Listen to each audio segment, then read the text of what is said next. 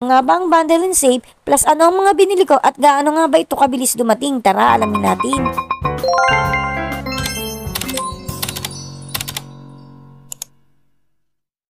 So ito na nga, nag-open ako ng Lazada app ko at nag-scroll lang ako. Pero naalala ko sa isang video ko is may nag-comment na paano daw kapag bundle and save. So hinanap ko yun kung saan nga ba yun nakikita. So ito dito siya makikita. So ayan, pag open nyo na bundle and save is ganito yung makikita nyo.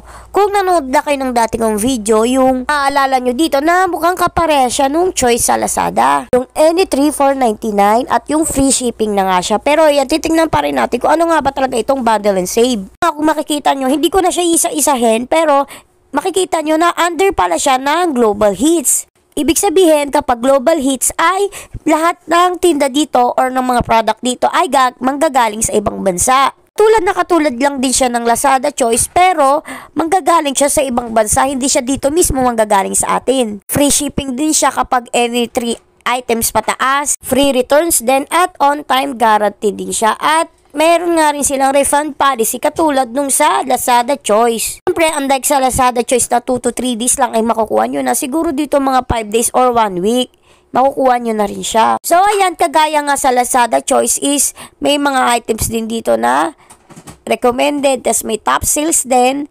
tapos yung 3,499, 3,439. Yan, kung makikita nyo is katulad talaga siya sa Lazada Choice. At sa pinakababa makikita nyo itong may purple basket na any 3 bundle nga daw ay magkakaroon kayo ng discount plus free shipping pa.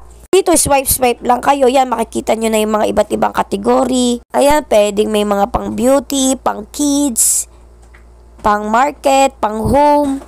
At marami pang choices kayo dyan, pang kids. Ayan, nakikita nyo rin dyan, iba't iba yan. So, katulad nga rin sa Lazada Choice, limited lang yung mga items na available dito kasi hindi lahat ng nasa Lazada app is pwede rito. So, ito na nga yung una kong in-order. Simulation shopping, cash, house toys, electronic game lighting, and sound effect.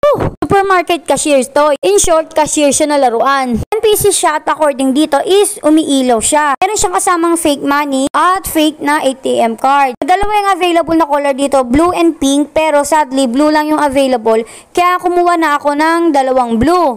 Tapos next naman ay itong ipet na 8 pieces at 20 pesos lang siya. Kasi ito kahit sobrang mura niya, always check nyo yung mga reviews kung maganda ba talaga. Ayo. Pag bumili naman talaga kayo any shop, dapat i-check nyo always yung review. Tapos ito nga, nag-order ako January 16 at na-receive ko siya ng 23. Eksaktong 1 week. Mostly talaga kapag ibang bansa galing, aabot ng 1 week. Kaya wag na kayo magtaka kung bakit siya matagal. Ito na nga, ito yung katunayan na na-order ko na talaga siya at dumating na siya. Yan, January 23 siya dumating. Na-receive ko siya agad-agad after 1 week. Tapos ito rin yung isa. Akin nyo, wala pang 100 pero may free shipping ako. Kasi 20 pesos yung ipit tapos 77 yung cashier kasi nga 2 yung in-order ko. Pero kahit na gano'n, basta 3 ang in-order mo, automatic na yun free shipping. So ito na nga, i-order receive ko na siya kasi nga na-receive ko na siya.